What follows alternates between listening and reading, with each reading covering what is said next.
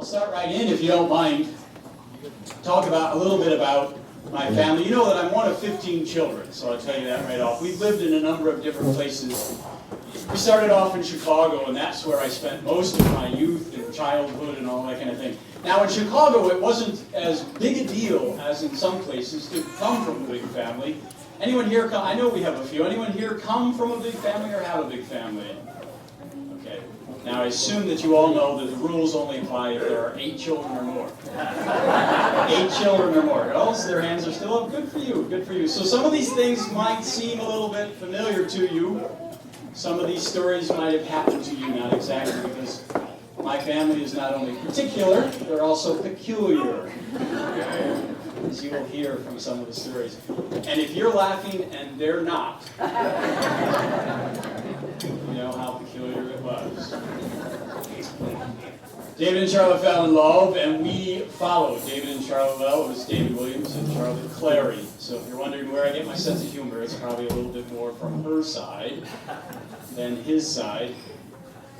Dad was always a little bit more worried about us, you know, and I think he still worries. He just turned 80, he still worries about us a little bit, you know, what's going to happen? He looks at me and he's like, he wrote me a little note the other day, he really did. It was very nice, you know, and he said, oh, thank you for all you do. And of course, if you read between the lines, he's saying, thank God you still have a job.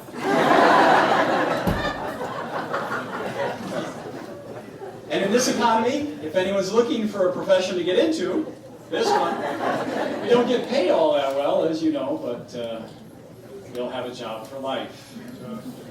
And it just keeps going. You probably won't let me retire. David and Charlotte got together, and they started this family, and it was rather extraordinary. Some of you know, because I've said it before, but my parents, my parents basically said when they got married, however many children God gives to us, that's how many children we're going to have. So right now, you know how peculiar we are, okay? We're sort of a little bit different than most places, but most families, but they just said however many children, and they actually, between the two of them, had hope that they would have about a dozen. What does that mean? Hoping, when you're newlyweds, to have a dozen children. You have to be just a little bit crazy, right? Well, you don't have to be crazy, but it helps. There you go. So we came along, and frankly, I mean, I have memories from when I'm 2, but I have no memories of not being in a gang, and always sort of treated like part of a gang, even when there were just a few of us, and I don't really, of course, I'm number 6, so people will ask that all the time, oh, what number are you? And my response is, they gave us names. Yeah, so you know, what number are you? What number are you? We really didn't, you know, like a concentration camp, you know, we got it tattooed on our arm somewhere. Number 5, oh, that's me. But I was number 6, so I was born into not a big family, but I was born into a larger family, and it went from there. There were interesting things that happened in my family. Little peculiar things that I'll mention to some as we go along, but I guess the best way, when I was trying to figure out, well, how do I start and where do I start, first thing I thought of was dumb questions we've been asked over the years.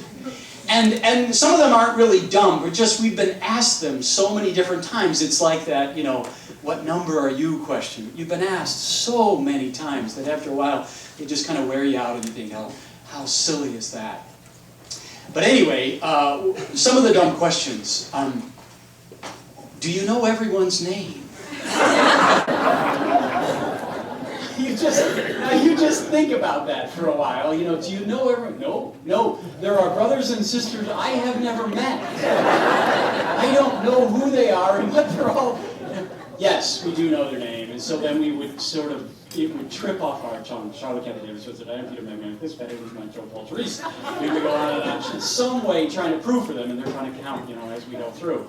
And that we did actually know everybody's name, but of course, the irony was, we didn't. We didn't know that, you know, and especially because our parents, it's the same thing, our parents would confuse us. You know, my mother would be looking right at me, and she'd be saying, David. You know, and I'd just look right back at her.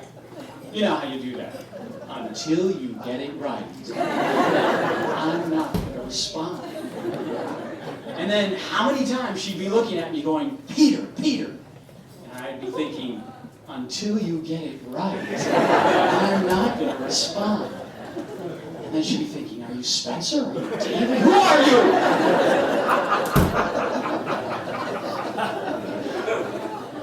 But I knew the game was over when she slapped me. Okay. Then I would respond to anything. Little things. The kids would ask us, they would ask us sometimes they really were kind of, they would ask, they'd look and they'd say, and they want to know everything about your family. It's sort of like nowadays, of course, we'd be on TV. These reality, 15 and counting and all that sort of thing. And 15 and able account, I think is great. There's mine. My parents, people were always like, and your mother?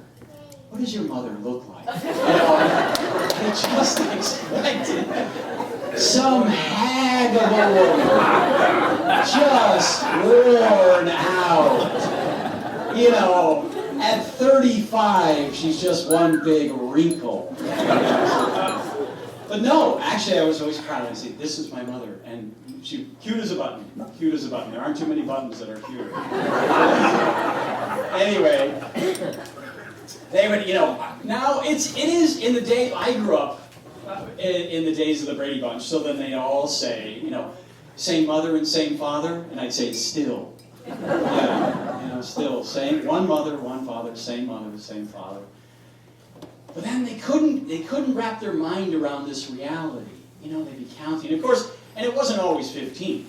It sort of grew over the years, but who could keep track? My dad used to say, he said, you have your first child and this is just so precious and this is so wonderful. And then you have your second child and each one of you has to manage a child.